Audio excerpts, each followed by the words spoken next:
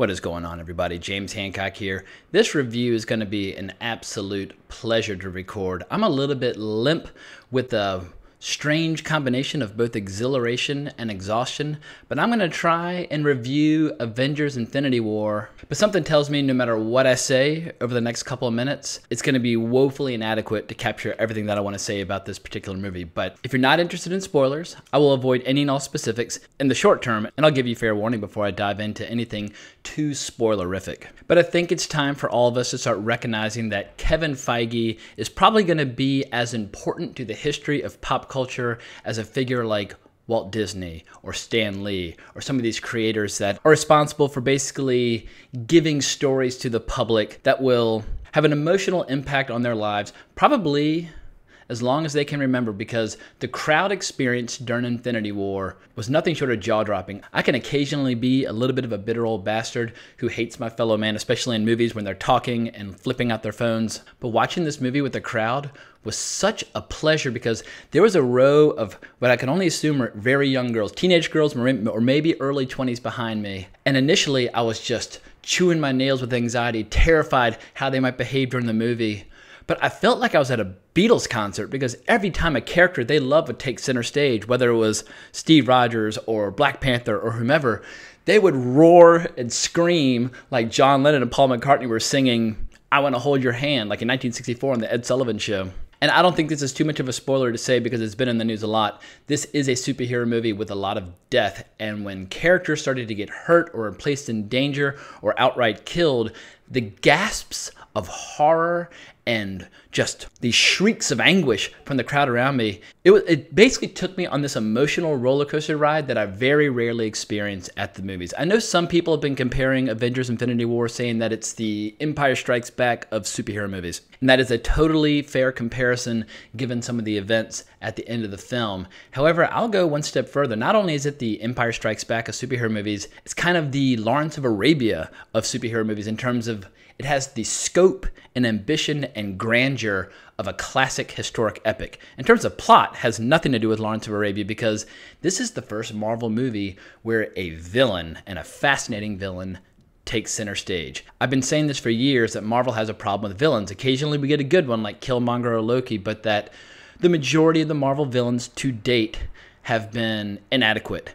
But it's almost like for the last 10 years, Kevin Feige and his team of writers have been saving every good idea you could possibly have for a villain, and they just vomited it all into this movie because Thanos might be the most interesting character in the history of the Marvel Cinematic Universe. It occurred to me about halfway through the movie that the stars that we know and love from all the other Marvel films are basically supporting players in a Thanos solo movie. As you can probably gather, this is a movie where it is a quest film, and the quest is to assemble the Infinity Gauntlet. But what's crazy about his journey is that he's not a mustache-twirling evil villain who just wants to spread mischief. He actually, in his own mind, is the good guy. He wants to save the universe. His methods and his tactics are absolutely horrific. But as the old saying goes, the road to hell is paved with good intentions, because Thanos has seen on both his home planet and on many other planets around the universe that finite resources but surging population is going to lead to universal instability that basically balances everything. And he actually regards it as a good thing when he arrives on a planet and exterminates half the population and then watches, from his own point of view, as a grateful population thrives after the fact. But now he's reached a point where he and his Black Order, they're tired of screwing around and they're going to take the shortcut, because with the Infinity Gauntlet, as Gamora says in the trailer, he can eliminate half the universe with a snap of his fingers. And what follows, I'm going to run out of adjectives trying to describe, because in the first scene, rapidly just surges right past jaw-dropping into some unknown area where I just was in a hushed state of awe for much of the movie at the level of creativity and the imagination and the ability of the screenwriters and the filmmakers to juggle so many characters. This is an enormous cast of characters, and admittedly, some of them do get screwed on screen time or noteworthy hero moments. The cast is just very difficult to manage. But part of the brilliance of the construction of the film is that while Thanos and his various lieutenants are running around the universe trying to collect all these stones, it allows the film to basically tackle a few characters at a time. And we get these delicious combinations from all the different Marvel franchises that we haven't seen teaming up before. But best of all, it also serves as a bit of a reunion. It's like a high school reunion for superheroes in the Marvel Cinematic Universe, as many of them are reunited after several years apart. Now, I'm about to dip into mild spoiler territory, so if you want to be completely unspoiled, bail out now. But rather than call this movie the Empire Strikes Back of superhero movies or the great historical epic of superhero movies, I think the most apt comparison might actually be the Red Wedding of superhero movies, and I'll be getting into more reasons as to why. And if you don't understand that reference, it comes from Game of Thrones. But this movie ends in such devastating, grim fashion. It blows my mind that this movie could be released by a major Hollywood studio at the scale and budget that this movie clearly has enjoyed. I think the entire movie was shot in IMAX. And by the way, I saw it in 2D IMAX, the best possible way to see it. Fuck all that 3D bullshit. See it in 2D IMAX. It is just gorgeous. The only thing I worry about now is, how am I going to enjoy any other superhero movies between now and when the next Avengers movie comes out in 2019? Because another movie is coming right on the heels of this one. But we have a little Marvel movie called Ant-Man and the Wasp coming out this summer. I don't know how it's going to feel like anything other than a temporary diversion as we wait with just unimaginable anticipation for what's going to come in the next Avengers movie. So Kevin Feige and the folks at Disney and the folks at Marvel Studios, they have my eternal gratitude and admiration, because no matter what comes after this, and I imagine Marvel will continue to make very good movies for a very long time to come, but this 10-year journey, starting with 2008 with Iron Man up till now, pop culture fanatics and superhero fanatics and fans of genre entertainment are going to look back at this 10-year period years from now as a true landmark in pop culture cinema. It wouldn't surprise me at all if 20, 30 years from now, when they're still making Marvel movies and they're doing new spins on some of these familiar characters, that you'll have people in their 60s and 70s saying like, oh, that's not my Captain America, or that's not my Iron Man. But the good news is, for the last 10 years, we've had this insane roller coaster ride, and this isn't the climax. The climax is coming next year, and I can only imagine what Marvel has in store for us. So I'm going to end my spoiler-free period now, so this is the last warning, but let's talk about some specifics about what made this movie so special. So to properly shine a light on everything that makes this movie such a game changer, I would need as much time as probably the total running time of the movie, and I think our time would just be much better spent by going to see the movie again, and I do plan on seeing this movie many times over. It wouldn't surprise me if I see this fucker 10 times in the theater, which would beat my current record of, I think, 6 for Civil War, and I love Civil War. But this movie's so grand and has so much going on, it makes Civil War feel like a skirmish. But at the core, what makes this movie so great is Thanos and his Black Order. Jonathan Hickman is the writer that we can thank for the creation of all these characters. When he was writing New Avengers and Mighty Avengers, he came up with all these badass lieutenants that were serving Thanos. And while I won't say that these characters are necessarily deep and profound in their character motivations, they look insanely cool, they have great beats, and they're wildly threatening. When you're dealing with the Avengers and the Guardians and Spider-Man, this enormous cast of superheroes, your villains better be badass or they're just going to get blasted off the screen. But from the word go and the opening scene of this movie, before we even see the title Avengers Infinity War and hear the Avengers theme music, we get this killer scene that perfectly sets the tone for the rest of the movie. It basically picks up where Thor Ragnarok left off, where we see the Asgardian refugees being utterly decimated by Thanos and his allies. At this point in the movie, Thanos only has one of the Infinity Stones, the one that was in the safekeeping of the Nova Corps. And there's something just about the body language and the way they speak. These villains are so condescending to the people that they're murdering, but also talking about how they're doing them a kindness. It's just such a strange vibe. And we get this amazing callback where Loki's basically trying to buy time, and he very flippantly says, oh, well, we have a Hulk. And Hulk comes leaping into frame and starts just going to war with Thanos, and Thor is helping out, and we see just how completely, utterly insignificant Thor and Hulk are when it comes to fighting Thanos. And if the two most powerful characters that we've seen so far in the Marvel Cinematic Universe are just like gnats compared to Thanos, it lets us know precisely what we're dealing with. But since this is the spoiler section, we might as well get out of the way. Thanos goes to work killing some of our favorite characters. He kills Loki. I mean, I could hear people gasping and sobbing in the audience as he chokes the life out of Loki. And as a little exclamation mark on the scene, which I thought was so fascinating, as soon as Thanos takes that one stone and puts it into the gauntlet, we see how quickly he's adept at using the power of the different stones, because he uses one stone to lay waste to the Asgardian ship, and he uses the other stone to open up a portal, allowing him and the Black Order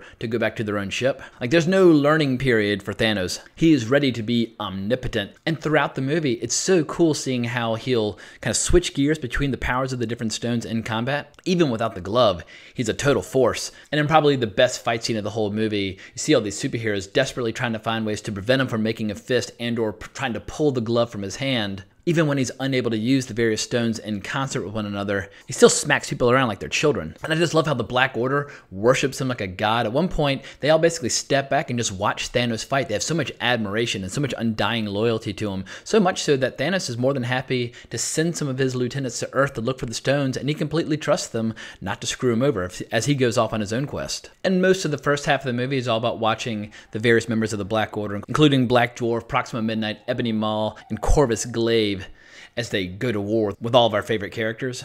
I think by far the biggest squeal of delight is when some of the outlaw members of Steve Rogers' kind of outcast Avengers come to save the day when Scarlet Witch and Vision are under attack. We've seen the moment in the trailer where Steve Rogers snatches the spear out of the air as it's thrown at him.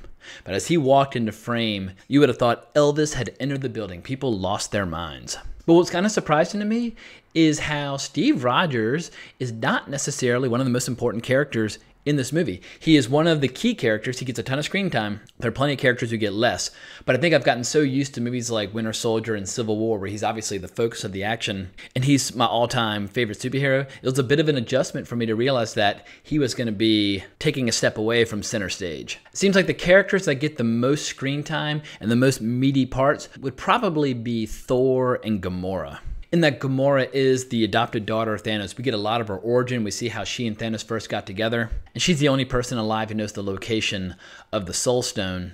So she becomes an essential component of Thanos' plan. And the Soul Stone is going to be by far the most difficult stone of all of them to retrieve in terms of this enormous sacrifice it demands before it allows itself to be wielded by anybody. And if there's a running theme of this movie between the villains as well as the heroes, is it worth it to exchange lives or trade lives to accomplish a larger goal or ambition? If it comes down to a choice between a friend or loved one, or giving a very powerful weapon to one of your most hated enemies, what choice do you make? And we see that it comes to Thanos, even if it means sacrificing the life of the one person in the universe that he loves, Gamora.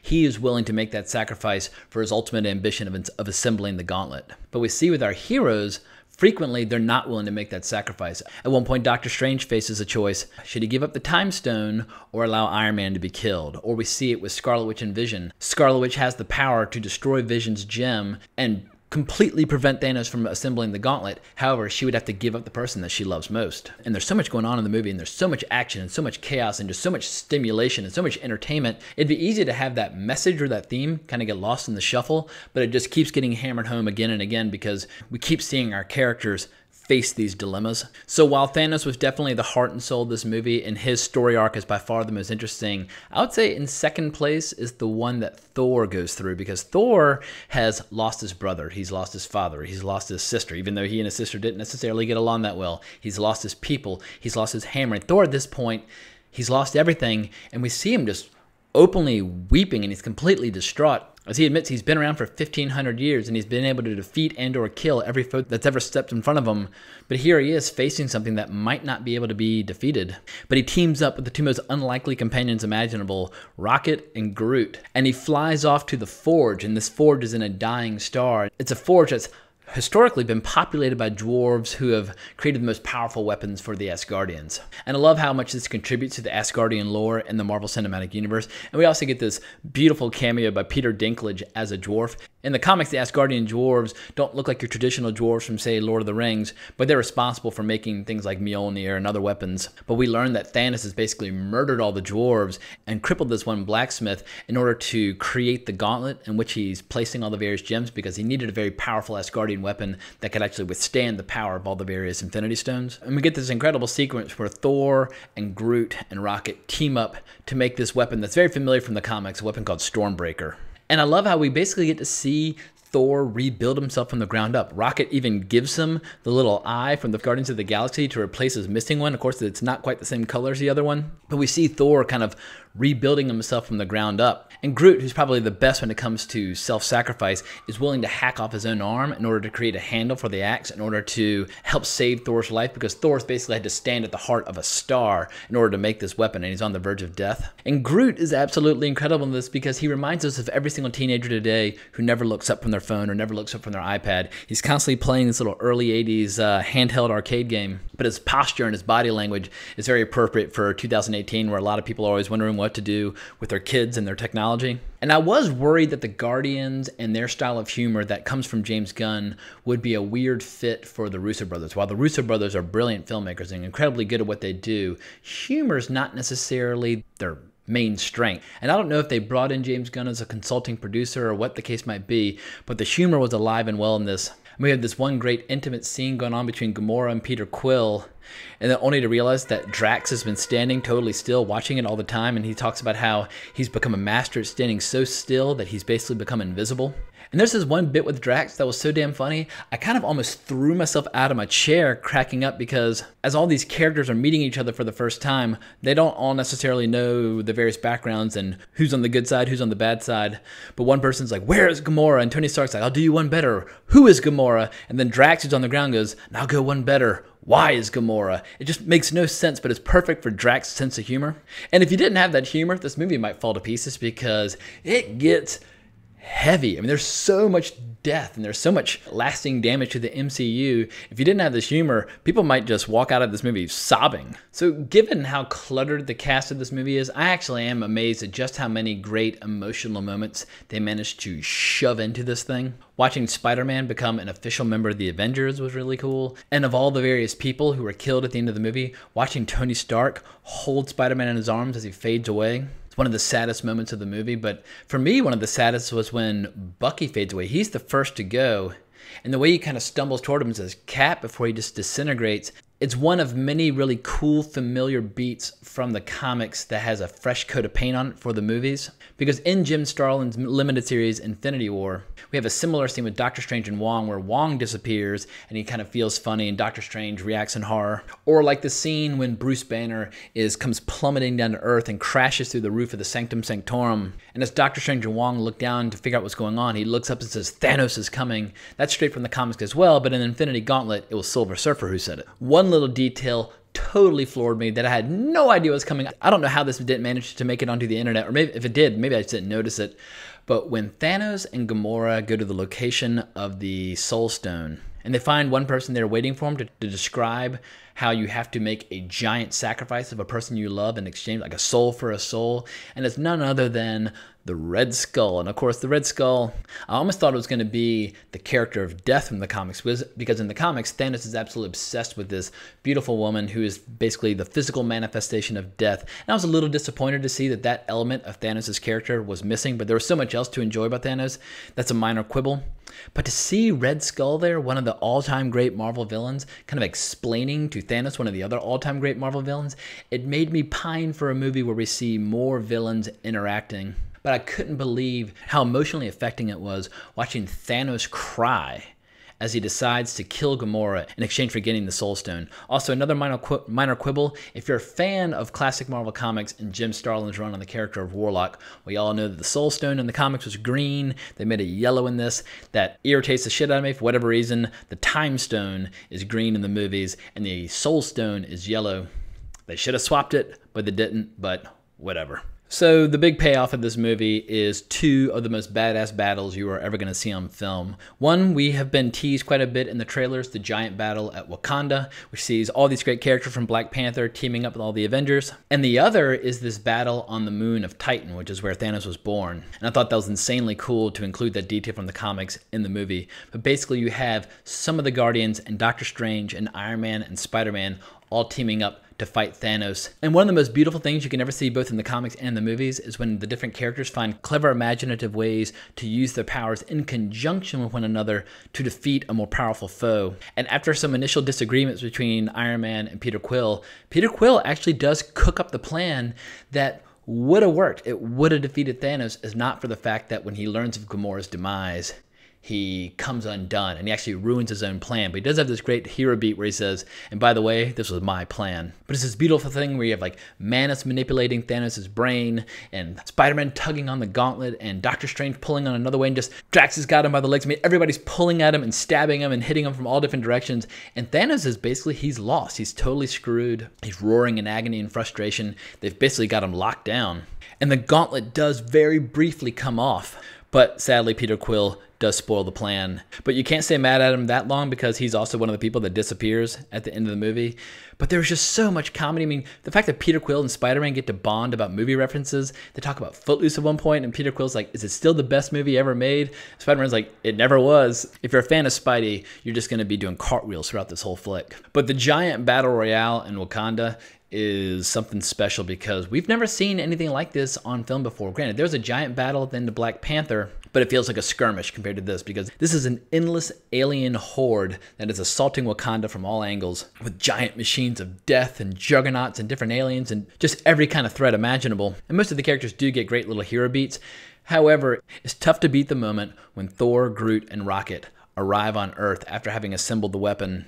The crowd went completely berserk, and we finally see Thor kind of unleash the full power of his godhood. Granted, we've seen a taste of it in Avengers, we've seen a taste of it in Ragnarok, but he just starts hurling himself through the air, blasting through spaceships. I mean, it's like on a level of like Superman. As a lifelong fan of Thor, it was a moment of pure exhilaration watching him completely unleash on these armies. But an interesting note, the great hero shot from the trailer of all the Avengers running toward the screen, it's not in the movie because Hulk is having a little bit of a case of performance anxiety. While we do see Hulk early on, Hulk has decided he's not coming out anymore. So this is actually a movie where Bruce Banner gets to take center stage. But because Bruce Banner is not necessarily the best in a fight, he actually puts on the Hulkbuster armor from Age of Ultron in order to compete in the battle. Sadly, there's no Hawkeye and there's no Ant-Man in this, but because they're referenced in the same sentence together, it makes me think there's a good chance that Hawkeye actually might make a little cameo in Ant-Man and the Wasp. And a cast as large as this, I totally get why some characters didn't get to take center stage. Valkyrie's totally missing from the movie as well. And at times, some of the action scenes and some of the fight scenes do feel a little rushed and a little blurry, but maybe just on a second viewing, I'll be able to slow down and take in more of the details. But here's the thing, with this next movie, so many of our favorite characters are dead that we're going to see a very different lineup going up against Thanos because Black Panther's gone. Scarlet Witch is gone. I mean, Vision is just straight up dead. He had the stone ripped from his head. But there's a beautiful thing where as Doctor Strange is dying and disappearing, Doctor Strange had already made a vague reference to the final endgame strategy, but this is basically what had to happen in order to be victorious. And in an unusual move from Marvel, there's only one post-credits scene in the entire credits, but we get this great bit where we see Maria Hill and Nick Fury dealing with the aftermath as half of Earth has vanished in a puff of smoke. And both Maria Hill and Nick Fury are dying. And we get this great bit where right as Samuel Jackson is cussing about the fact that he's disappearing, he sends out an emergency signal for backup. And the scene closes on a very familiar insignia that a lot of comic book fans are going to recognize of that of Captain Marvel. Now, granted, we're talking about the Brie Larson Captain Marvel, the Carol Danvers Captain Marvel. And we've known for a long time that we're going to get the Carol Danvers Captain Marvel in the movies. But if you go all the way back to the early 70s, the first time Thanos reared his ugly head in Marvel Comics, got his hand on the Cosmic Cube, and basically it was like a dry run at what he would do in Infinity Gauntlet. This was the first time, though, Thanos had achieved omnipotence. And it was the original Captain Marvel from Marvel Comics that ultimately defeated him. For fans of old school comics, you kind of can't go wrong if you just pick up the trade paperback that collects Jim Starlin's entire run on Captain Marvel, as well as his run on Adam Warlock, Death of Captain Marvel, and Infinity Gauntlet. It's kind of like the full Jim Starlin cosmic saga if you get all those together. But I think it's very fitting that Captain Marvel will be the secret weapon in the fight to come, because as Kevin Feige has made a few references, he says that their version of Brie Larson as Captain Marvel is going to be the most powerful superhero in the Marvel Cinematic Universe. So this is rapidly becoming the longest video that I've ever made, so I'm going to start wrapping this sucker up. But as you can tell, I like the movie. My heart and soul and mind have belonged to Marvel Comics my entire life. As you can see behind me, I've got a lot of comics on the wall. Some are DC, most are Marvel. So to see this movie featuring so many characters that I know and love is kind of the culmination of a lifelong dream. And I know I say that every time Marvel makes a good movie, but this time I really mean it. So I hope you enjoyed my reaction and review. Feel free to leave your comments down below. I'm sure you will disagree with some of my comments. I'm sure you will want to discuss some things that I have overlooked or didn't draw attention to. Or you can just find me on Twitter at Colbrax. And I'll be doing a much longer deep dive into the topic of Infinity War tomorrow night on my podcast, Wrong Reel. Also, totally unrelated, but I released a movie this week where I was one of the producers. Go to iTunes and look up a short animated movie called Cop Dog from director Bill Plimpton. If you would rent it and or leave a review, I would be in your debt. But it's going to be a very long waiting for the next movie, but at least we can just watch this movie 10, 15, 20 times in the interim. But I can't think of a better way to bring this video to a close other than just saying, Avengers assemble, motherfuckers. Good night.